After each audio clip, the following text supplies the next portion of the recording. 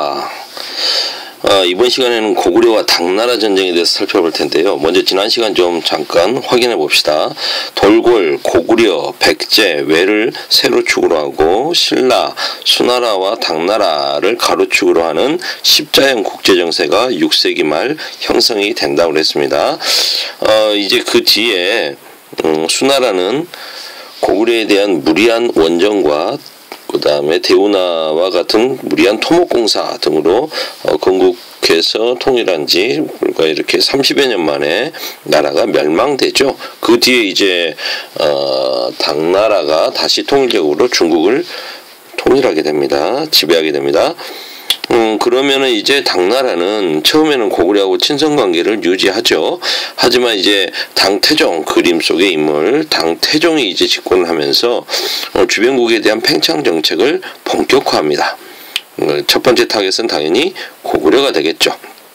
당시 고구려의 왕은 영유태왕, 영유왕의 경우에는 고건무라고 하는 사람인데 영유왕 같은 경우에는 본인이 그 왕제 시절에 이미 수나라와의 전쟁에서 여러 차례 큰 공을 세운 유명한 장수였습니다.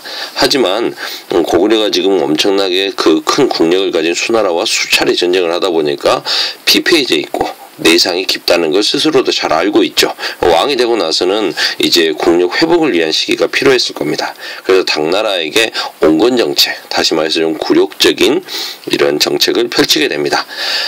당나라의 요구는 점점점 심해지고 처음에는 수나라와의 전승 기념탑이었던 경관탑을 무너뜨려 버리고 그리고 이제 고구려에 대한 중요한 정보라고 할 수 있는 지도, 고구려 지도를 요구하게 됩니다.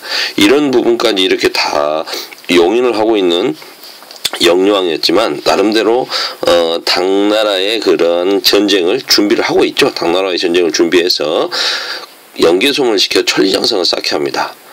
열린 연개소문의 경우에는 이제 천리장성을 쌓으면서 세력을 규합을 하고 그리고 계속해서 온건정책, 굴욕적인 온건정책을 펼치는 영유왕을 죽이고 정변을 일으켜서 죽여버리고 권력을 잡게 되죠. 그리고 보장왕을 즉위시킵니다.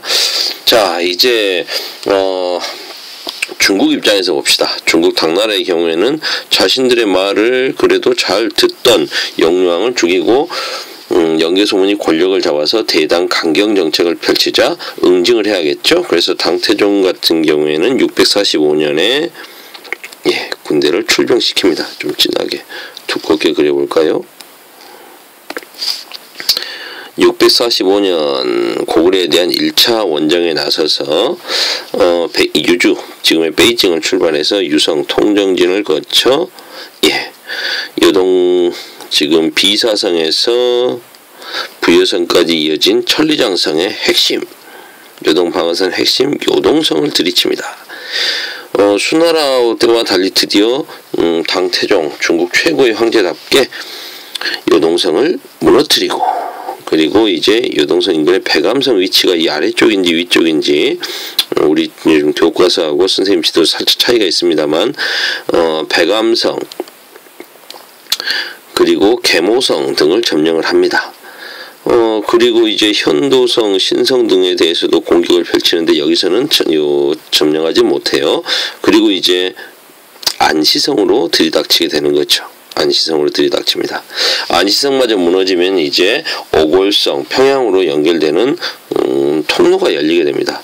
고구려 입장에서 막아야겠죠. 그래서 연개소문의 경우에 15만 명의 말갈병사들을 급파 안시성으로 급히 보냅니다.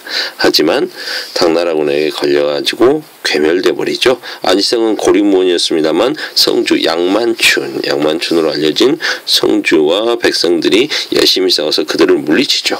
한편 당나라 해군 같은 경우에는 고구려 수군 기지였던 비사성을 치고 그리고 오골성 일대까지 진격해 오지만 더 이상 육군이 진격을 못 해오고 있으니까 결국은 철수하게 됩니다. 이런 상황이 당태종의 1차 고구려 원정. 당태종 여기에서 이러한 굴욕적인 패배를 안고 그들 만족하고 뭐 물러설 수는 없겠죠. 다시 한번 2년 뒤에 또 647년 또 쳐들어옵니다. 이번에는 요동성으로 바로 공격하자. 그리고 비사성을 고구려 수군 우회해서 압록강 쪽으로 해서 박작성으로 바로 들어가자. 하지만 이번에도 실패하고 맙니다. 아, 열받아. 짜증나네. 고구려를 어떻게 멸망시키지? 당태종의 고민이 깊어지고 있습니다. 어딜 감히. 예, 연개소문은 여전히 건재합니다. 바로 그때 당태종에게 반가운 뜻밖이라고 해야 되나? 반가운 손님이 찾아오죠. 신라의 김춘추. 신라의 김춘추는 왜 당나라에 오게 됐을까요? 네. 당시 신라는 고구려와